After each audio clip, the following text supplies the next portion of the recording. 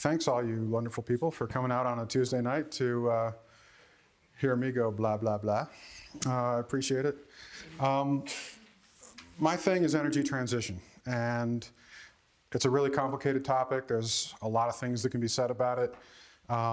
Rather than giving you a big detailed, slide deck and all that kind of stuff, I figured I'd do kind of a quick high-level overview of where I see energy transition happening in the world right now, and then leave plenty of time for Q&A, because I know that all you people are smart and know stuff about energy too, and maybe we want to talk about things more than just hear me carry on.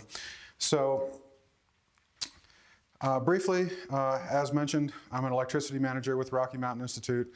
I mainly work on white papers trying to get utilities to invest more in renewable energy and less in old conventional plants. And also wrote a paper at the beginning of this year about the implications of integrating electric vehicles on the power grid. And I also have a podcast that I do called The Energy Transition Show, energytransitionshow.com. I wonder if any of you have actually listened to the podcast? Oh my gosh, you're kidding. Wow, that's awesome. Thank you. Wow, okay. Well, renewables have really hit the big time here, and I'm happy to say, I've been after this for actually, I got out of almost 20-year career in software and got into solar in 2003. And since then, over that 13 years, I've seen the world change just so much, from the point where we didn't think that, solar was just getting started, and everybody thought, oh my God, how are we going to kill coal, and so on. And now look where we are. It's amazing. In 1999, not one state in the US had renewable energy as one of its top 3 sources of electricity. In 2015, 22 states did. Hawaii was the first to have solar in its top 3, and Iowa is the first to have wind in its top 3. But actually, it's mostly wind. This is wind and solar as a percentage of total electricity in the top 10 states. In case you can't read this, this is 25% here on down to 0, okay? So Iowa is getting about, and this is 2013 data from EIA. They don't update this state level data very often, unfortunately, but that's what we got. So Iowa is about 27, 28% of its electricity is wind. Yeah, Iowa. Iowa, South Dakota, Kansas, Idaho, Minnesota, North Dakota, Oklahoma, Colorado, Oregon, and Wyoming. Only when you get to Minnesota do you even see this little red line here for solar. And then of course, good old Colorado there. So this is EIA data, circa 2014, which means it's only utility scale solar. EIA has finally started to integrate distributed solar into its data, but in the 2013 data set, that was not the case. So there we are, yay, got the pointer working. There's Colorado with finally a distinguishing red bar at the top, showing a couple percent of solar. So let's just see what solar really looks like. So 2%, there you go, in Nevada, California, Arizona, New Mexico, New Jersey, Delaware, Colorado, Massachusetts, North Carolina, and Vermont, of all places. This is still grid. This is still grid, not distributed. Correct. Same data set, EIA 2013. Why is not on there? As a percent, so again, this is as a percentage of total electricity. And in 2013, it was not a material thing. So the nice part of this story is that grid parity is finally arriving. In the US, solar, the lowest cost solar, and these are utility scale projects we're talking about here, we've seen $37 a megawatt hour in Palo Alto for a utility scale PPA, 3.7 cents a kilowatt hour. 3.8 cents a kilowatt hour in Nevada. And elsewhere in the US, in terms of wind, we've seen $21 a megawatt hour, 2.1 cents a kilowatt hour in the Southwest Power Pool. So that's kind of the whole Southwest region. 2.4 cents in ERCOT, that's Texas. 24.4 cents for the Block Island offshore wind project in Rhode Island, which is the first offshore wind project to be installed in the US. It just got finished this summer. Now, How did they have that number from back then? pardon? How did they have that number from 2014 when it just went online? No, this is not that same data set anymore. Okay. These are current. These are all actually PPAs that I've dug up from hither and yon, and most of this data is 1 year old or less. So the Block Island offshore project that just started up, that 24.4 cents a kilowatt hour that I'm showing you there, that is what the developer claims will actually be the cost of power to the utility, which I believe is National Grid in that area. Now you might say 24 cents a kilowatt hour is pretty high, but actually that's half the price that Block Island has been paying for its electricity because it's an island and their energy is provided by diesel generators. So they've been paying 50 cents a kilowatt hour. The Block Island wind farm, the first offshore wind farm in the United States, is going to give them power at half that price. Looking internationally, we have $35 a megawatt hour, 3.5 cents a kilowatt hour in Mexico, $29 a megawatt hour in Chile, which is half the price of coal power in Chile, $29 a megawatt hour in Dubai in June, and just a couple months later, they actually beat their own record and went down to $24 a megawatt hour in Abu Dhabi for a utility scale solar project, which is just phenomenal. Do you know if any of those have like state-based incentive programs or tax breaks? Or anything like that? As far as I know, all of these are unsubsidized. This is just straight grid power. Offshore wind internationally, a couple more new records. In Denmark, in the North Sea, they've got $67 a megawatt hour and $66 a megawatt hour in the Netherlands for a new project that they're going to do there, which I believe was done by Dong Energy, by Denmark's Dong Energy. Again, this is offshore wind for 6.7 cents a kilowatt hour. Just phenomenal. So if you think about these cost trends and how cheap things are becoming, it's no wonder that renewable energy is gaining market share. So here we're comparing 2015 to 2014 for wind, natural gas, solar, and other. And you can see that in 2014, we built, quite a bit more natural gas than we did wind. But look what happened in 2015. Way more wind than natural gas.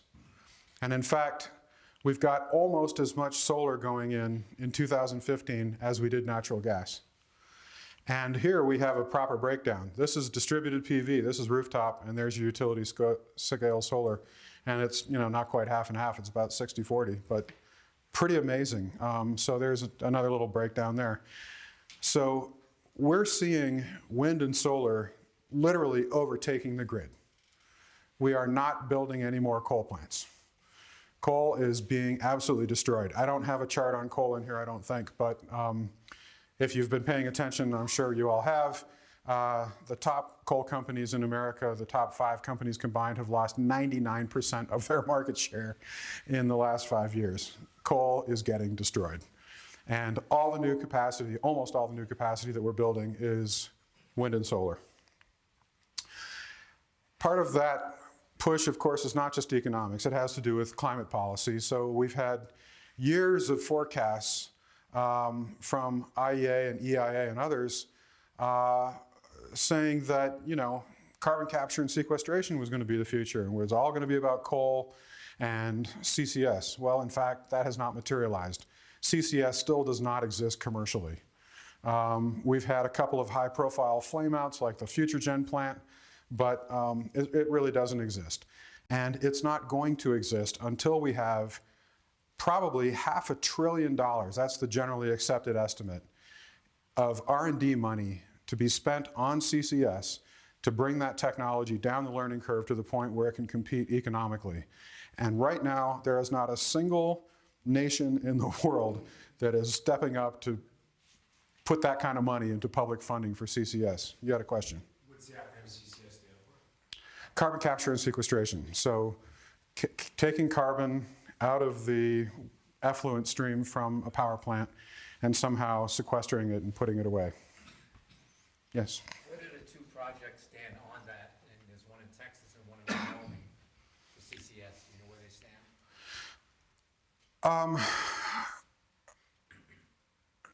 Off the top of my head, I don't want to try to pull that information up. I've looked at them. What I've seen is basically small demonstration plants that capture a fraction of the actual carbon effluent coming out of the plant, and most of the time it's being used as a CO2 stimulant for an enhanced oil recovery project, some sort of VOR thing. So, as far as I know, there is not one full-scale commercial CCS plant that captures all of the carbon and sequesters it anywhere in the world. But we have spent hundreds of millions of dollars on projects that promised to do that and flamed out. Yes? Going back to the Block Island versus the Danish on the offshore wind, why is Block Island at 24.5 cents per kilowatt hour and the Danish at 6.6 cents, the most offshore? Are we that inefficient in the U.S.? Wow, that's a great question and a very complicated answer. But basically, in Europe, especially Dong Energy, the Danish wind company that's doing most of those projects, is the most experienced wind company in the world. They have the most wind-powered country in the world, Denmark.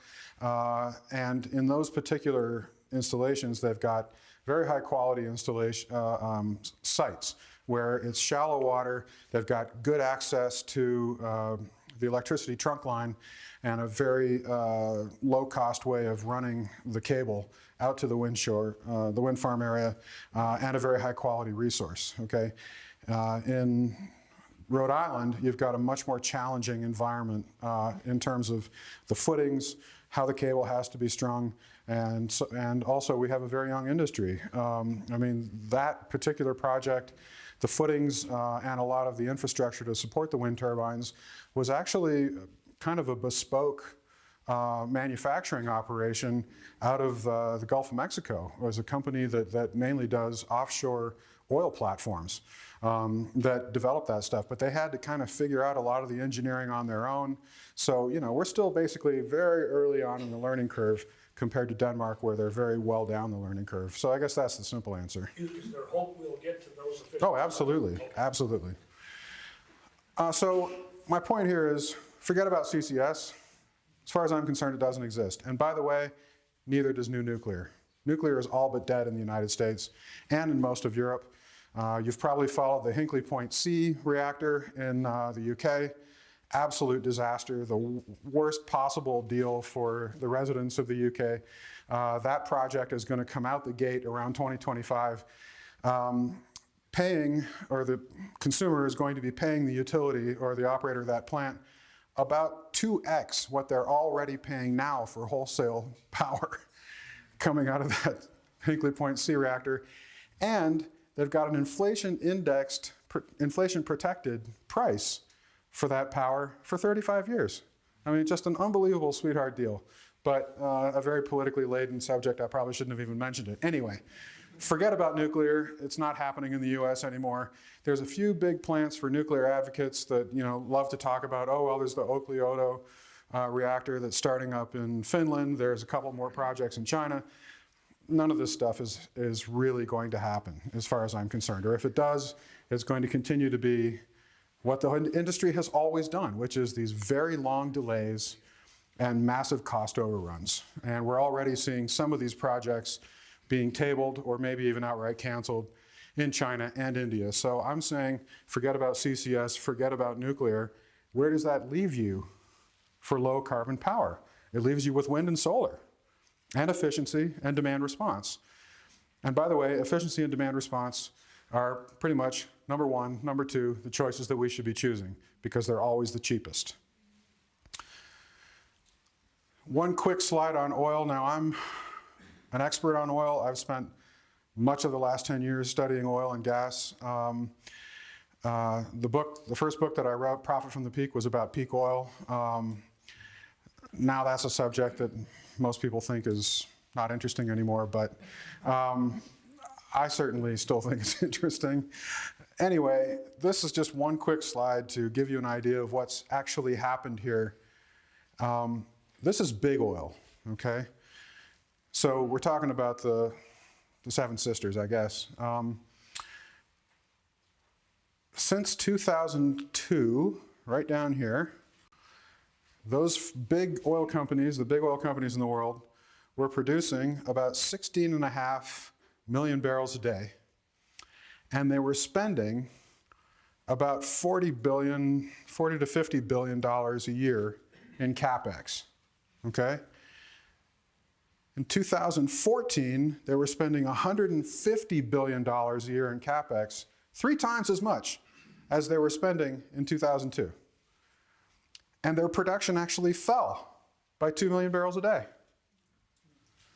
This is the backward decline of oil. And this is not going to be reversed by shale. I won't belabor this because it's a really complicated topic, but basically shale is what you call the kitchen. That's where oil and gas is produced through geologic time, and it bubbles up and it gets trapped into reservoirs, and that's what we've mainly produced up until now. And we've gone through the reservoirs, and now we're getting down to actually drilling the shale. And once you've gone through the shale, you're done. There's nothing left. And that actually happens to be very expensive oil and gas. So keep this chart in mind. The next time somebody tells you that shale is going to deliver a great future for oil and gas, 3x increase in CapEx for a 2 million barrel a day decline in production. That's the reality over the last 12, 13 years. Questions? Is that a US? This is global. Right? This is global. Global. This is the world's top big oil companies. So with the CapEx increase of 3, why don't we see higher price oil everywhere? Really complicated. Maybe we can talk about that during the Q&A, but hold on to that question because it's a really interesting one. A lot of people think that part of the reason why oil prices are down when we're actually starving the whole system of CapEx is because everybody's afraid that electric vehicles are going to destroy the market for oil. Now, that hasn't happened yet. It might, but I would just point out that in the US right now, electric vehicles are 0.7% of sales, okay? We sell more Ford F-150s, about, I think, 3 or 4 times as many Ford F-150s as all EVs combined on an annual basis. And the Ford F-150, by the way, is coming in at around, I think, 15 miles to the gallon right now. All EVs on the road right now, in terms of the total fleet, is about 0.16% of all the light-duty vehicles on the road. So we're not even at 1% of sales or 1% of vehicles on the road being EVs yet. So is that impacting oil prices? I say no. Now, there are a lot of people who disagree with me about that, and they say, well, you know, the oil market is looking forward, especially OPEC, yada, yada. That's all true. But the real reason for the decline in oil demand globally and in the US for the last roughly 10 years has mainly been a decline in the industrial sector. It hasn't been cars. It's been a decline for things like fuel oil, kerosene, lubricants, all that kind of stuff. So electric vehicles may be about to hit a big growth spurt, and like I said, I wrote a paper at the first part of this year on electric vehicle grid integration, and I came into working on that project as a real skeptic. And I finished working on that paper going, wow, there is really something here, like EVs could be really huge. So I let the research and the data convince me and change my mind, which I know is a very out-of-fashion thing to do, but that's what happened. So even though electric vehicles, I say, have very little impact right now, it could have a very high impact in time. And in fact, in the US, gasoline demand just hit an all-time high in August because gas prices have been so low. All-time high. We've never burned more gasoline than we did in August of this year. Of course, prices have been low. And after years of rising CAFE standards, the average fuel economy of the entire existing US fleet of 240 million light vehicles is just 21.4 miles to the gallon. That's the average on the whole fleet. And of course, because prices are cheap and most American consumers have the memory of a gnat, sales of SUVs and big vehicles are still rising sharply. So this is a chart that those of you who follow this stuff have probably seen a gazillion times. One second. This is data that's done out of the University of Michigan by Michael Sivak and Brendan Shuttle. This is something, they're really the only ones who compile this data, and it's super useful. But what they've done here is, this is a sales-weighted average. So they look at all the vehicles that are sold every year, and they figure out what's the average fuel economy of those sales month by month. So here's 2005. Wait, is that? Nope, that's 2008. 2008, 9, 10, 11, 12, 13, 14, 15, 16, this is the year. So for the last 2 years, look what happened.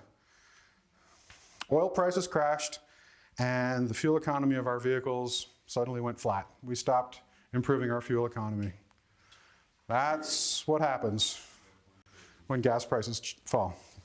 So that previous slide, does that include buses?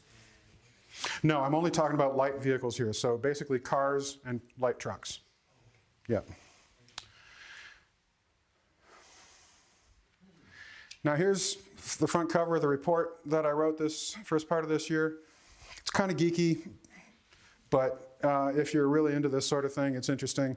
Basically what we did is I reviewed a lot of literature out there on different pilots that have been done, mainly by utilities, to figure out how to integrate EVs on their grid. And they looked at things like what kind of rate design gets people to shift when they charge vehicles, how much impact will EVs have on the grid, what's the best way for us to integrate these things, where do charging stations need to go, all that kind of stuff. So we really tried to look at it from that perspective as distributed energy resources, because eventually, once we get a few million of them on the road, EVs could be the largest flexible asset on the grid. Being able to charge, recharge their batteries when electricity is cheap and abundant. And in fact, they could help reduce the curtailment of wind and solar in places where we have overproduction.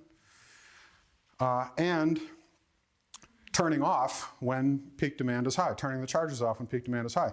So here, we didn't even look at V2G. We didn't even look at vehicles supplying energy back to the grid. We're only looking at G to V, okay? And even so, it's a massive resource, absolutely massive.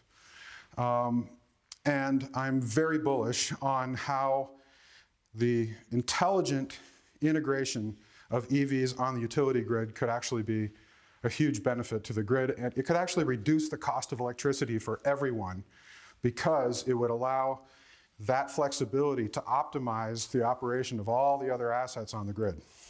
Are there examples in either China or Denmark currently where VG or G2V is occurring in the scale? Or anywhere else besides? As far as I know, V2G isn't really happening anywhere. I think in places like China, they're basically just trying to get the damn things on the road, and they're not even thinking about utility integration in any particular way right now.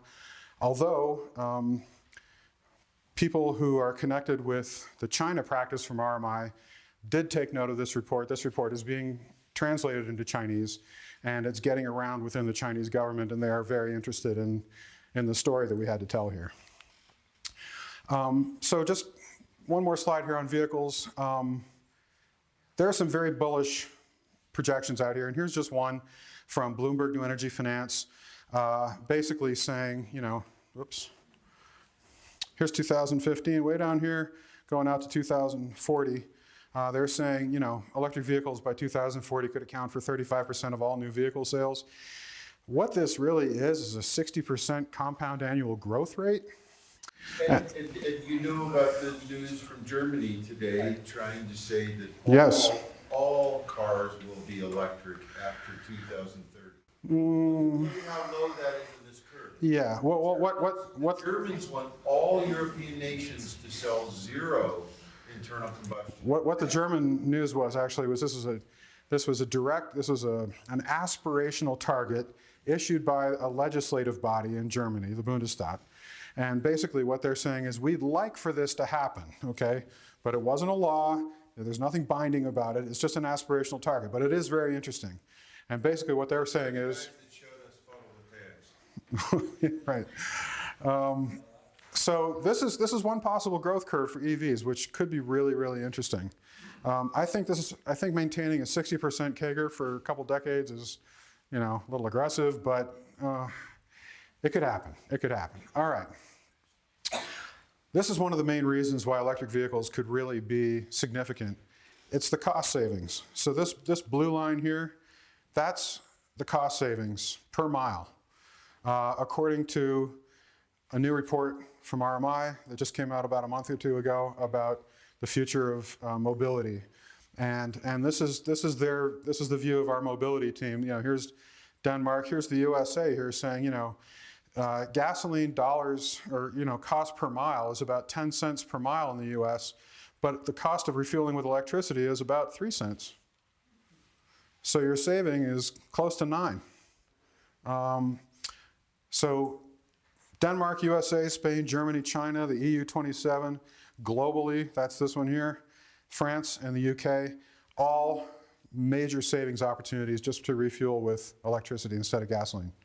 Are any of these projections taking in battery replacement potential decade out for these vehicles and total cost of ownership? I believe they do. I mean, yeah, this is total cost of ownership figures, as far as I know. So let's move on from vehicles and talk about grid power. Efficiency is finally gaining some real traction after decades of neglect. And I have real hope for new market-based policies, like in New York under the REV, the Reforming the Energy Vision proceeding. In California, there's a gazillion different dockets underway that are really building efficiency. And nationally, I would really encourage people to listen to the episode of my podcast where we talk with Matt Golden about energy efficiency. He's just absolutely brilliant. And he has created efficiency.org and OpenEE Meter as ways of moving away from this sort of program-based approach where a utility or a PUC has to say, tell you what, we'll pay you X amount for X amount of savings if you can build it, and then we're not going to track it or see if it actually saved any energy at all. Instead, he's come up with a way to actually meter the amount of energy that an efficiency project saved and then pay based on that. It turns something that's program-based and full of flaws really into something that's market-based and competition-driven. And I think it's a brilliant approach to energy efficiency. Demand response is finally being recognized as a better solution to demand peaks than generation from new peaker plants. That's really starting to catch on all around the country. I'm working on a paper right now about that. Can you explain the term demand response? Yes, sorry. Demand response is basically where when there's a peak condition on the grid, when load is high and it's getting very expensive to generate power from a peaker plant, the utility is able to send out signals to certain participants in the market who can turn off their electricity demand so they can respond to a high demand event by shutting down or scaling back some of their demand for power. And so instead of having to build an expensive new peaker plant to generate expensive power on peak, we can actually just cut back demand during an hour or so of peak demand time. And that's always cheaper. So that's starting to really catch on. And we have utility CapEx slowly reorienting away from big central generating plants and toward distributed energy resources. And of course, for those of you who aren't hip to the latest acronyms, DERs, distributed energy resources, is really a catch-all term meaning everything from rooftop solar to some storage system behind your meter to demand response to efficiency. It's all DERs. So that stuff is finally beginning to have its day in utility CapEx planning as an alternative to just putting up another big multi-billion-dollar nuclear plant. That is ultimately going to save money, and it's ultimately going to result in a more efficient grid. New approaches to rate design are really finally catching on as well. Time varying rates, so like time of use rates, so you pay more during the peak periods than you do in the off-peak period. Those are creating more opportunity for behind-the-meter assets like storage systems and other kinds of DERs, especially demand response. So that's really important for electric vehicles. One of the projects that we highlighted in my report is this new pilot that they're doing in San Diego Gas and Electric territory, where what they're doing is they're going to post hourly prices, okay? So the price of electricity is going to change on an hourly basis. And they're going to post those prices 1 day in advance. And it's just going to be a special rate for people that have EVs. And people can program their EV or the charger for their EV using a little app on their smartphone to say, all right, tell you what, look at these day-ahead prices, figure out when it's cheapest to charge my electric vehicle, just make sure that it's fully charged when I want to go to work at 8 a.m., and try to save me as much money as possible.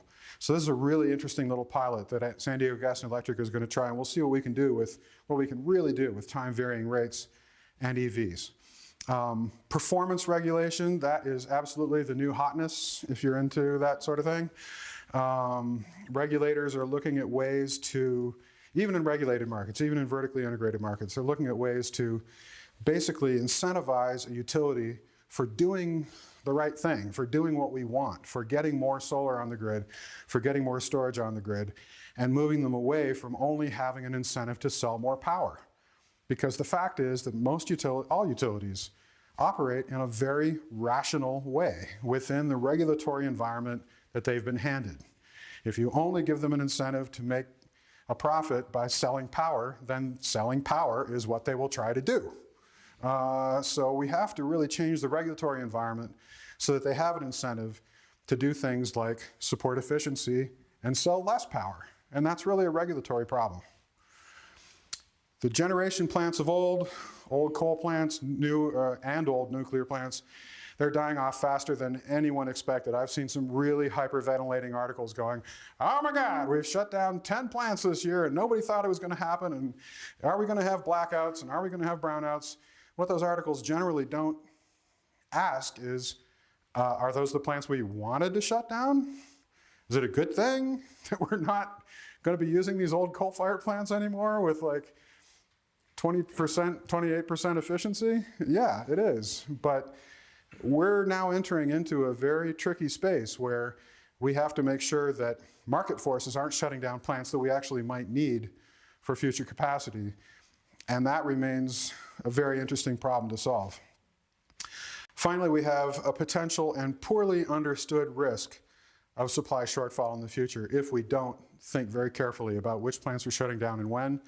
And like I say, that's still a nut that we have to crack.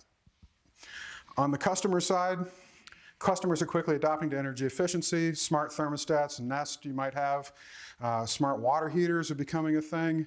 Demand response providers are now able to control your AC. There's smart home technology. There's an outfit here in Boulder called Tendril, which is working on managing the AC of homes. And they've found that just by being able to dial down air conditioners by 1 degree Fahrenheit across thousands of units, it can actually have a huge impact on the grid. And the very latest episode of the Energy Transition Show is with Marissa Humman, who used to be at NREL for many years. She's a brilliant mathematician and researcher, and she told us all about what they're doing over there at Tendril. Super interesting stuff. Rooftop solar is going very strong. Sales are increasing rapidly. We have more and more interest in behind-the-meter battery backup, thanks to companies like Tesla.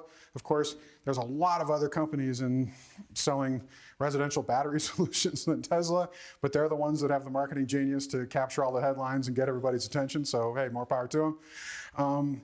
But we still need lots of infrastructure to make this behind-the-meter stuff on the customer side really work. We need more advanced metering infrastructure, bi-directional meters, telemetry that can do more data exchange between the customer side and the utility, more progressive tariffs, all sorts of stuff. But I think this customer side technology is advancing very quickly, and more importantly, it's advancing totally outside the utility planning process because customers are just adopting this stuff on their own. They're not doing so through a utility program. And utilities are starting to have to play catch up to figure out how much of this stuff is going to get built without our planning it, and how are we going to adapt to that? Yeah. And the most likely adopters are the long-term players, school systems, churches, and things that are very long growth. And yet, we give our tax subsidy to homeowners. Homeowners are in the building for 3 years and they leave. They're the least likely to adapt. Our school systems and churches and hospitals and things that are there for hundreds of years should be our first adopters, and our tax system isn't, it's backwards. Yeah, I agree. Tax issues are certainly a part of it. So my conclusion is the energy transition has just become unstoppable. It's just unstoppable. Renewable energy is now supporting the lowest costs. Coal and nuclear are unable to compete. They're just getting squeezed out of the market through pure economics at this point. Accelerating customer interest and adoption, especially in behind-the-meter stuff, is growing very rapidly, no matter what the utilities are planning to do or not. We have increasingly progressive regulation, like I said, performance-based regulation, where they're trying to incentivize utilities to do the right thing. We now have a Paris Agreement that's binding, hurrah. The energy transition has become unstoppable. There is no way to reverse these trends. Nuclear and fossil fuels are not going to get cheaper. Wind and solar is not going to get more expensive. We're not going to reverse the trends that are happening in the regulatory environment. We're not going to stop the spread of EVs. This has become unstoppable. And the genie cannot be put back in the bottle. So, one more plug for my show. There you go. Let's do a little Q&A. So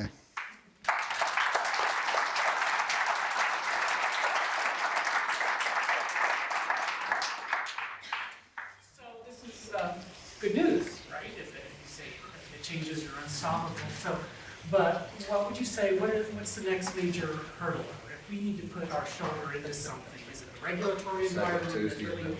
How do we move this along a little faster? November 8th. Yeah. Yeah, I mean, I see it as sort of an all of the above challenge, right? I think we need to be making progress on all these fronts at once, and I wouldn't even try to prioritize it. You know, we need to be pushing for EVs. We need to be pushing more for grid decarbonization. We need to be pushing for more efficiency in the built environment to reduce thermal leaks, especially. You know, we need progress in the regulatory world to provide the right incentives for utilities. It's kind of be all of the above. As much as Mr. Musk would like us to believe that plug-in, electric vehicles are the future, I think a lot of us know that hydrogen is going to be, hydrogen fuel cell battery electric cars are going to be there too. And what is RMI's take on hydrogen? And, being from Iowa and seeing hundreds of windmills yesterday, those could be, once it's economically feasible, all producing hydrogen. Someday we should be able to make hydrogen from our own solar cells, our own cars. I mean, there's all kinds of possibilities that, I want to bring up. Well, I don't know what RMI's position is on hydrogen. I don't know if RMI even has a unified position on hydrogen. So I can only tell you my personal opinion. I have been very skeptical about hydrogen for about a decade now. I'm still very skeptical about it. And there's two main reasons for that. One is that hydrogen wants to escape from everything. It's the smallest element. It leaks out of just about every vessel you can put it into. It leaks out of every pipeline. It leaks out of every fitting. And so if you wanted to have, a hydrogen economy concept that was mainly about vehicles, then you have to have this big distribution network for hydrogen, which is going to be really leaky. And that's going to be a problem. Also, it doesn't exist. Like, we don't have that infrastructure in place, whereas we do have the infrastructure in place right now to distribute electricity. And it's just going to be a lot easier to charge up electric vehicles than to build all that infrastructure for hydrogen vehicles. The second thing would be hydrogen. It's a very lossy cycle. When you look at the original power source that you use to generate the hydrogen, however you're doing that, whether you're reforming methane or whether you're cracking hydrogen out of water or whatever, it takes a lot of energy to get the hydrogen liberated, and then there's losses all along the chain until you actually use it in a hydrogen vehicle. And so it's a very lossy system. You wind up losing more than half the energy end to end, Whereas with an electric vehicle, you could take a wind turbine, transmit that power wherever you need to, incur maybe a 2 to 4% loss, and then you're going to use it in an engine that's about 98% efficient. So you're going to have far less loss and far less leakage end to end with an electricity system if you're talking about hydrogen vehicles. Now, the one place where I do think hydrogen could be interesting would be if you had, let's say, okay, so we got these big wind turbines down here in Golden right next to the NREL facility. Those could be used to generate hydrogen on site, store it in a tank right there, and then use it in a fuel cell right there. So there's no distribution network, none of that stuff. And there you could have, yeah, again, a lossy system, and not the most efficient system, but a reasonable cost-benefit analysis, I think. So, A point of information here, I just recorded a talk at NREL by an engineer for the hydrogen program there. It's up on our CRES YouTube website, and you can watch it there. But I must warn you, it wasn't very upbeat, because there are a lot of hurdles that other vehicles, especially, it was about vehicles that do not have. So watch the talk. yeah. Who's the engineer? Matt Post. Yes, sir. A question on one of your slides there. What Yeah. is a bidirectional inverter? Right, so if you follow the whole Tesla announcement about their Powerwall battery system and how customers would be able to play arbitrage with grid power prices by, backing up some power at home with their on-site solar system from their roof, and then they could sell it to the grid when the power is most expensive and respond to the utility signals when they really need more power and all that kind of stuff. That's a bidirectional inverter. And What's bidirectional about it? well, meaning that it's doing information exchange back and forth with the utility. So the utility is saying, I could use more power now, and the inverter is saying, oh, okay, I'll give you some more power from my battery backup. Or this is the price, okay, I can respond to that. That's not the way all the inverters in the field right now work. They're all unidirectional inverters right now. So what they do is they say, oh, the sun is shining, I'm going to turn that into power, and I'm going to use as much of it as is being drawn out of the panel on my house right now, and the rest of it I'll export to the grid. But that's it. There's no data exchange back and forth. Another term that's been used is a converter inverter. It converts DC to AC, and then the inverter does AC to DC. Yeah, their off-grid battery-based inverters are bi-directional. Yes, but they're not doing communications with the utility, which is the main point here. Yeah. Yes, sir. I'm interested in carbon dioxide removal. Have you been looking at that? I have. It's a tough one. I mean, the reason CCS doesn't really exist commercially is because it's so energy intensive and so bloody expensive. Nobody really has a good solution for that. Now, in the regulatory world or policy world, the IEAs of the world, they're now very excited about BECCS, bioenergy, carbon capture and sequestration, basically using plants to grow up the plants take the CO2, and then combusting the plants and capturing the carbon and sequestering it. So it winds up being a net negative carbon technology or carbon sink. So marijuana's good for you. If you burn it in a power plant and not in a pipe, which is another matter. Plus, you'd probably want to be using hemp, which grows faster, it's more woody, more cellulose. Never mind. Anyway. Am I interested in biochar? Have you looked at that? I think biochar is super interesting, but right now it's not really a commercial thing. I mean, there's a long road between here and having a commercial biochar operation. There's hundreds of companies doing it. They are. Just not at any real scale yet. So that's what's interesting to me. Yes, sir. Any comments on the state of fracking in the pipeline? Right. We were going to. Canada? Yeah, we were going to talk about that. I was actually just in Calgary 2 weeks ago to give a talk to a group of nice folks up there who are worried about the future of tar sands in Alberta and what they can do in terms of energy transition in an economy that's so desperately dependent on the tar sands. The thing about the tar sands, I think, is the energy return on energy invested is so low. That should tell you something about the long-term profitability outlook for tar sands. It's just the most high-cost oil resource on the planet. Like, it's more expensive than deep water. It's the most expensive. And in a world where oil demand is actually falling, despite what I said earlier about US gasoline demand being at a record high, US oil demand has basically been flat for about a decade now, since the Great Recession hit. There's a lot of reasons for that, but globally, oil demand has actually been quite flat. And everybody thinks that China has really been the major marginal buyer of oil for quite a few years now, basically since about 2007. Nobody really knows because you can't get data on what China's actually buying in terms of oil, or more importantly, how much of it they're putting into their brand new SPR.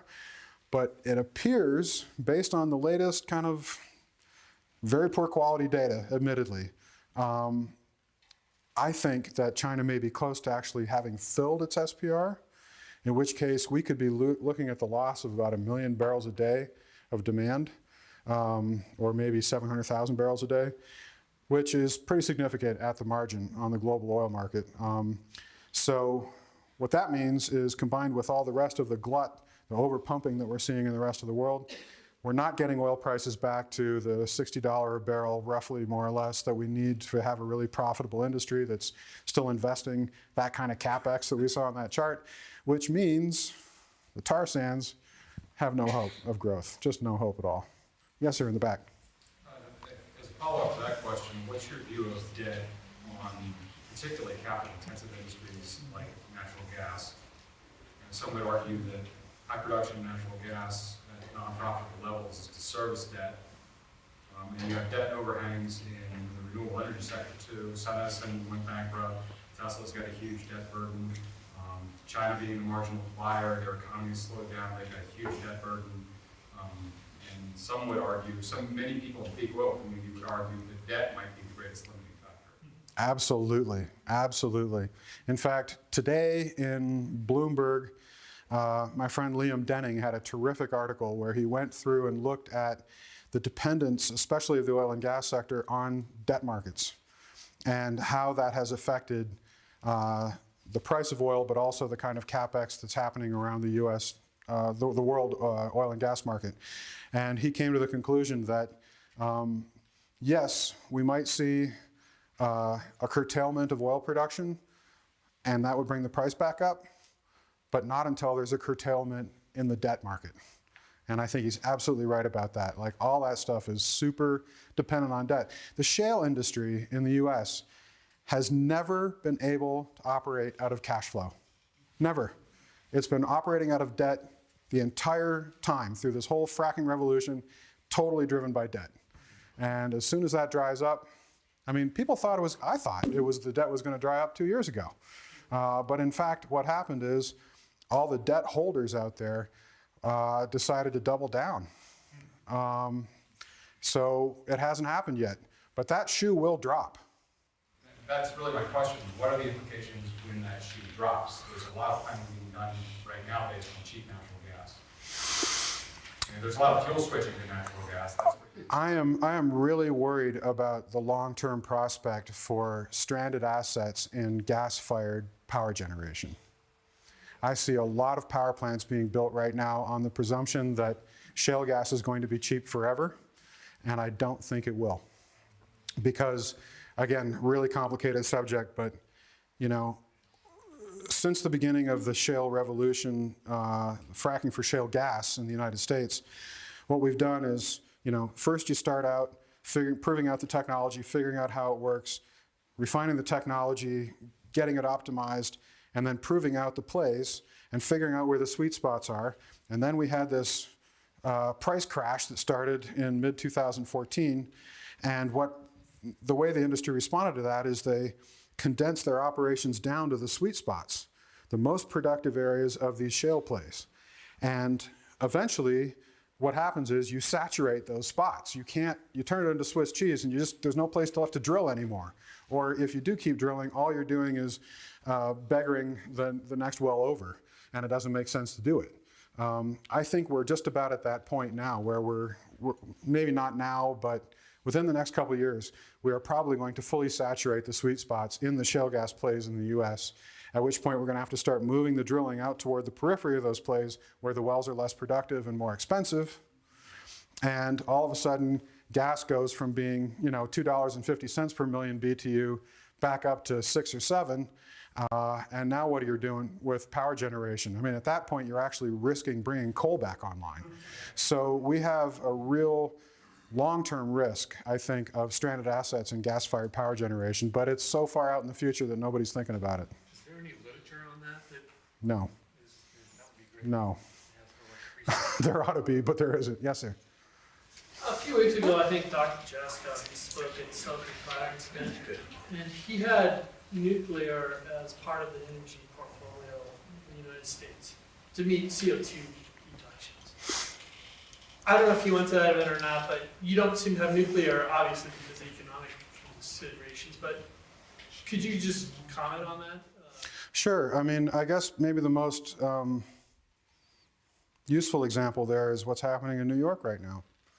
Governor Cuomo really wants to shut down the Indian Point reactor because it's very close to New York City and he feels like there's a safety risk there.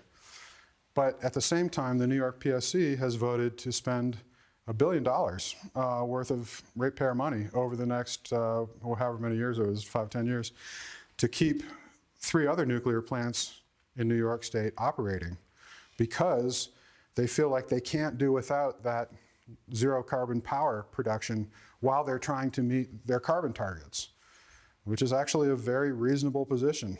But there's a lot of debate in this country that is happening and that needs to happen about whether or not we need to maintain our nuclear fleet in order to meet our carbon targets while we're building up all this other DER stuff and building up utility scale renewables.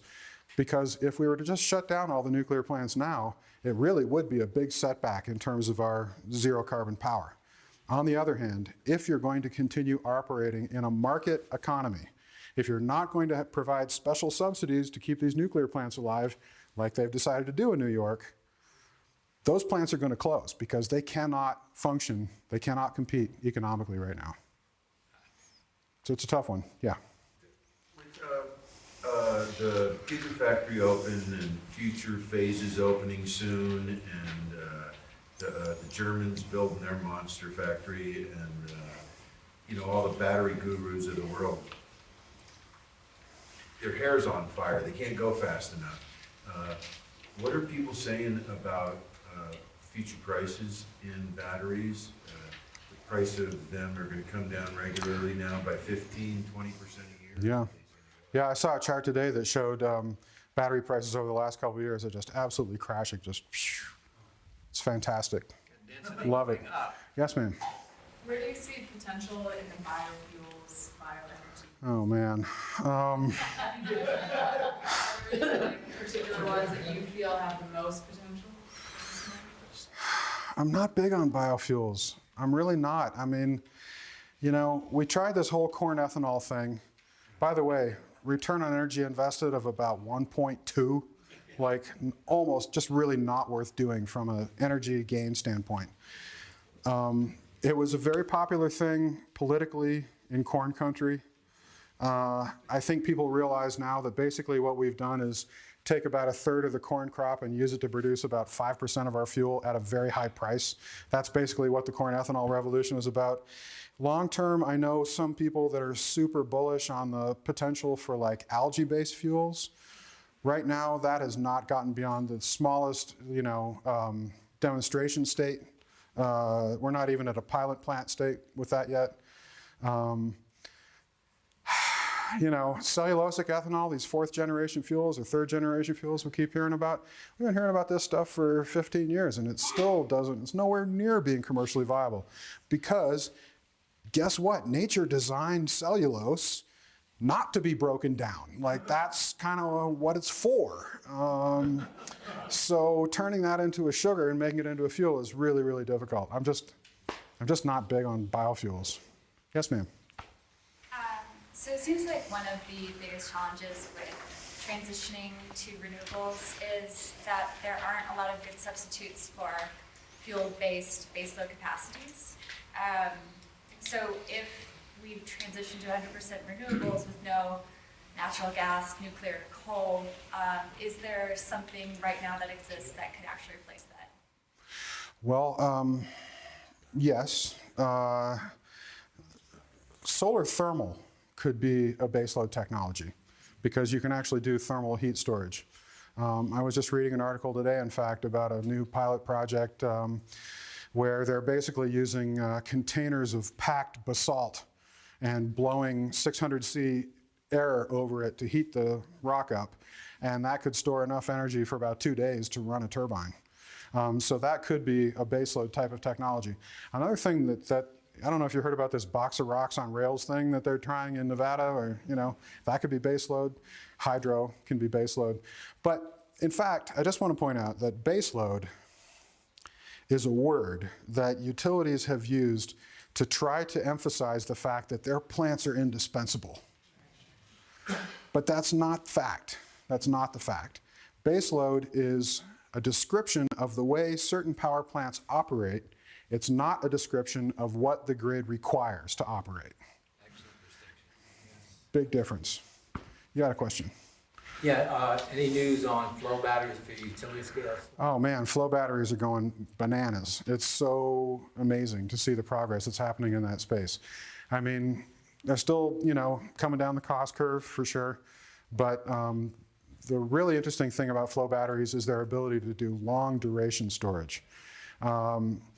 And in fact, I think we're finally beginning to see the storage market kind of segment in appropriate ways, where you're getting like flywheels to provide millisecond frequency response kind of stuff, services to the grid.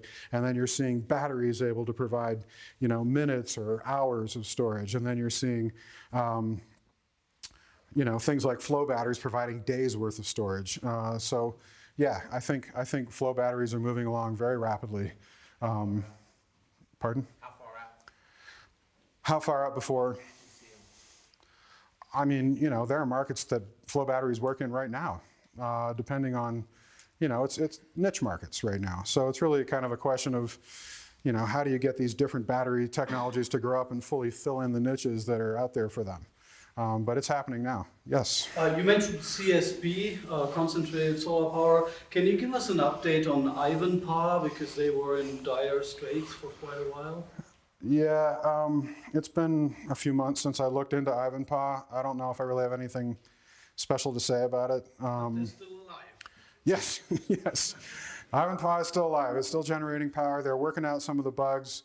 I don't think Ivanpah is going anywhere. That plant's going to be there to stay. And by way of explanation, they were way below target. They were only meeting like 60% of projected production. Yeah. And that is not a good business. No, they're working out the bugs. Ivanpah is going to work. I believe you had a question.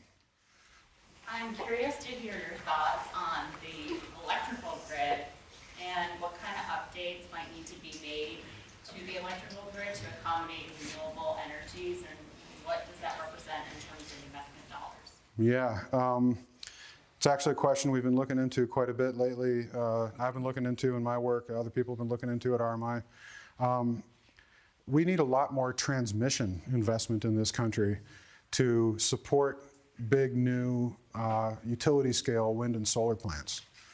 It's not something that people talk about a lot, but I think there's a lot of utilities out there that are looking at the need for this transmission investment as kind of their new direction in CapEx, especially the utilities that get paid on the rate base. So that's a very interesting challenge. It's something that we really do need to keep investing substantially in transmission and distribution infrastructure. Like we could have investment in big generation plants go to zero, and we're going to be maintaining T&D investment right about where it is now, if not increasing it in the coming years to support more wind and solar. Yes? You mentioned earlier, you had a slide about legislation. You talked about performance-based rate making and some other things.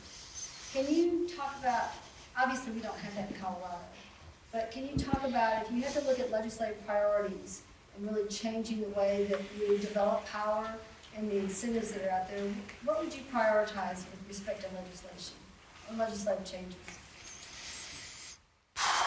Tough one.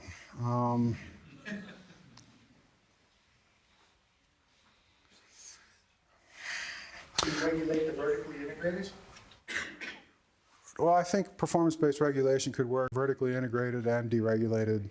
I think my first priority, just if it were me, would be to really support the deployment of behind-the-meter battery systems as a real regulatory objective, and to support efficiency. And going back to what I was saying with my friend Matt Golden's OpenEE meter and efficiency.org, that stuff, to turn efficiency into a market, I think that's another place where utilities could be really effective. And also, going back to the EV question, I mean, we really need a lot of utility support to get the charging stations deployed out there.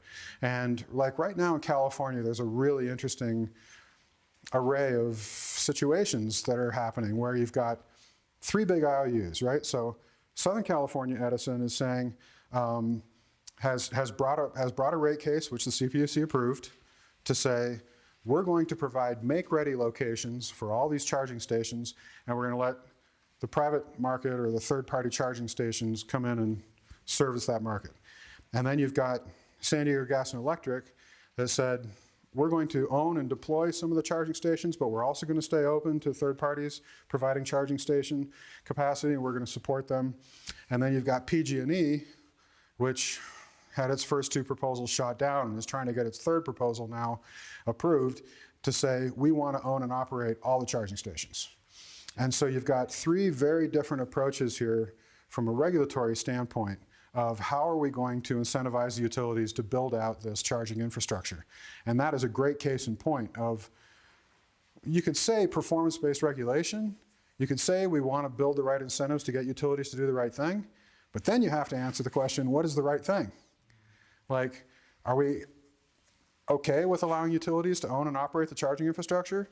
Or do we really feel like it's, from a strong principled standpoint, that that should only be something left open to private companies operating in, kind of a third-party capacity? Those are important questions. But I guess those would be my top 3. Yes, sir.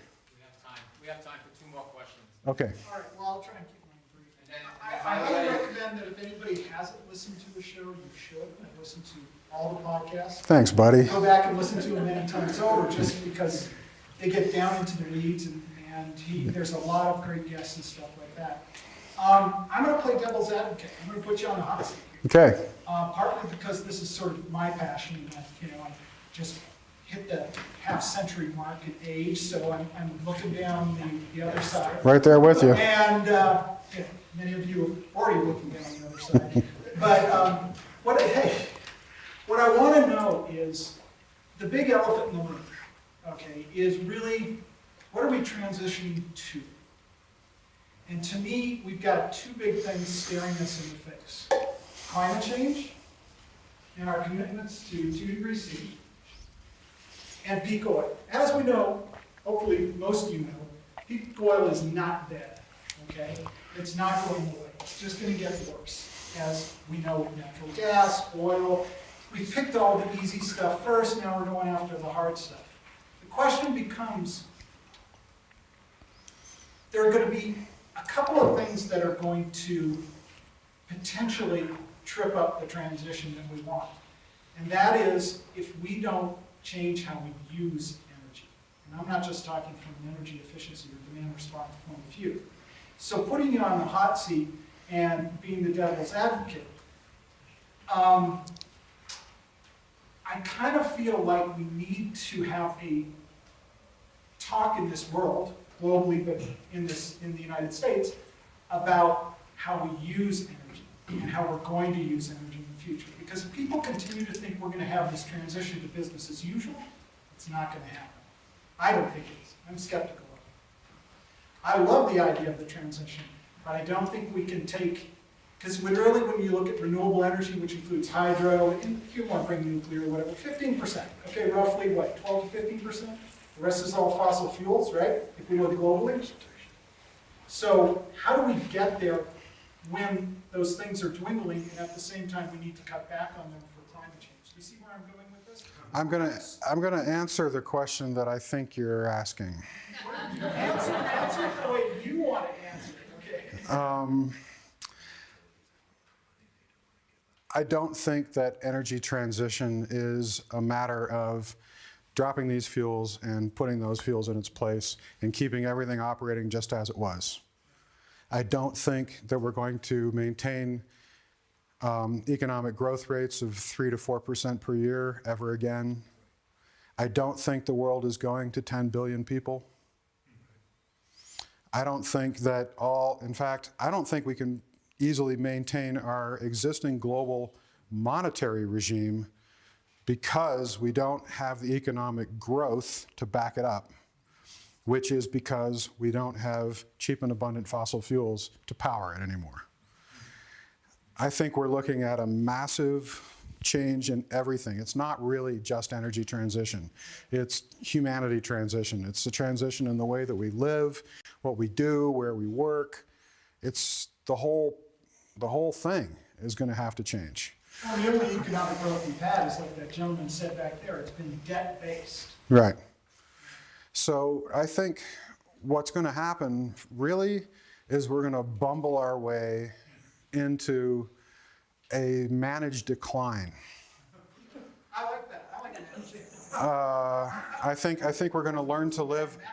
Yeah, I think we're going to learn to live with a smaller energy budget. I think our use of energy is going to get a lot more efficient. I think we're going to consume less. I think we're going to, start moving away from sort of discretionary or even frivolous spending and get more down to what's really core to our existence. So I guess that's my view on that. All right, who wants the last question? You got it. If you looked into your very educated crystal ball. Well, that's assuming a lot on your part, but. You said pick a year out for us. What do you think we, the U.S., will have successfully done the energy transition to 95% plus clean energy, renewable energy? 2080? Ish. Ish, plus or minus 20 years maybe. I mean, there's so many factors that are just so unknowable, I mean, really what we're looking at as we get in, as I was just saying, this kind of global transition for all of humanity and touching on everything. To model this, you would have to accurately model the individual decisions of 8 billion people. And you just don't know over a decades-long period how this is going to play out. I mean, and I've really worked on this, mainly in private, but I've worked on some scenarios to try to figure out, well, if we have this kind of a fuel price forecast or this kind of fuel production forecast, what would that mean for things like fuel and food and labor productivity rates and carbon emissions and global economic growth and so on. And I've played with some spreadsheet models to try to play with some of these scenarios. And I guess all you can do is take a scenario-based approach, right? All you can do is say, well, here's a really bearish scenario, here's a really bullish scenario. So I could give you a scenario in which the world does some really intelligent things and really puts the right policies into place and really puts a shoulder to the wheel and figures out how to do efficiency and really gets aggressive about moving to renewables and just cuts a lot of the fat out of the way that we do things. And it's a politically cooperative experience globally. And I could tell you a really awful scenario, which is all about war and climate collapse, And I think all those scenarios are on the table right now. I think it's just super important, especially if you look at the optionality of these pathways. You realize that some of the decisions that we have to make in this country, but in the world, over the next 10 years are really going to dictate what kind of options we have 20 or 30 years from now, because there's a lot of dependencies that come out of those decisions. So yeah. Somebody said for free best Pardon? There's a lot to be said for free vasectomies. Yes, indeed. Thank you all for your time.